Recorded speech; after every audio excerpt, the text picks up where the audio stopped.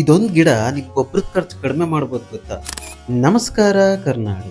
Gliricidia ಇದನ್ನ ಗೊಬ್ಬರದ ಗಿಡ ಅಂತ ಕರೀತಾರೆ. ಇದರಲ್ಲಿ ನೈಟ್ರೋಜನ್, ಫಾಸ್ಫರಸ್ ಮತ್ತು ಪೊಟ್ಯಾಶ್ ಮೂರು ಇರುತ್ತೆ. ಮತ್ತೆ ಇದನ್ನ ಹಸಿರೆಲೆ ಗೊಬ್ಬರ ಆಗಿ ಯೂಸ್ ಮಾಡಬಹುದು. ಲೋಕಲ್ ನಲ್ಲಿ ಎಷ್ಟೊಂದು ನರ್ಸರಿಗಳಲ್ಲಿ ಕೇಳಿದ್ದೆ, ಪ್ಲಾಂಟ್ಸ್ ಆಗ್ಲಿ ಸೀಡ್ಸ್ ಆಗ್ಲಿ ಸಿಗುತ್ತಾ ಅಂತ.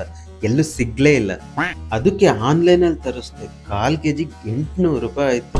ಈ ಸೀಡ್ಸ್ ಇಂದ ಪ್ಲಾಂಟ್ಸ್ ಹೇಗ್ ಮಾಡಿದ್ವಿ ಅಂದ್ರೆ, ಮೊದ್ಲು ಈ ಸೀಡ್ಸ್ ನ ಒಂದು ದಿನ ನೀರಲ್ಲಿ ನೆನೆಸಿದ್ವಿ.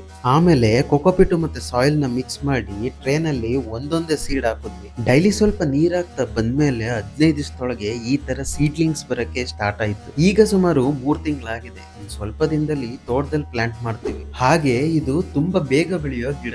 ವರ್ಷಕ್ಕೆ 2-3 ಸಲ ಕಟ್ ಮಾಡಿ ಬೇರೆ ಮರಗಳ ಬುಡದ ಸುತ್ತ ಮಲ್ಚಿಂಗ್ ಮಾಡಬಹುದು. ನಿಜ ಹೇಳ್ಬೇಕು ಅಂದ್ರೆ ನಾನ್ ಇದನ್ನ ಬೆಳೆಸ್ತಿರೋದು ಗೊಬ್ಬರದ ಖರ್ಚು ಕಡಿಮೆ ಮಾಡೋದಕ್ಕಿಂತ ನಮ್ ತೋಟದ್ದು ಆರ್ಗ್ಯಾನಿಕ್ ಕಾರ್ಬನ್ ಜಾಸ್ತಿ ಮಾಡ್ಬೇಕು ಅಂತ. ಆರ್ಗ್ಯಾನಿಕ್ ಕಾರ್ಬನ್ ಯಾಕೆ ಇಂಪಾರ್ಟೆಂಟ್ ಇದನ್ನ ನೆಕ್ಸ್ಟ್ ವಿಡಿಯೋದಲ್ಲಿ ಹೇಳ್ತೀನಿ. ನಿಮ್ ಕಡೆಯಲ್ಲಿ ಈ ಗ್ಲೇರಿಸೀಡಿಯಾ ಗಿಡ ಆಗ್ಲಿ ಅಥವಾ ಸೀಡ್ ಸಿಗುತ್ತಾ ಅಂತ ಕಮೆಂಟ್ ನಲ್ಲಿ ಹೇಳಿ.